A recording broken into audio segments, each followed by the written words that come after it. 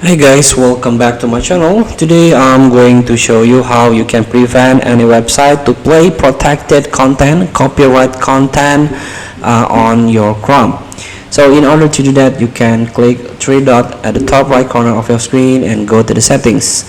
Now you can click a privacy and security, and this is the site settings. Control what information sites can use and show. Click it. Now here there is additional content settings. You can break down, and here we go. There is a protected content IDs. Click it. So to play content protected by copyright, site might need to use content protection service. So default behavior, sites automatically follow these settings.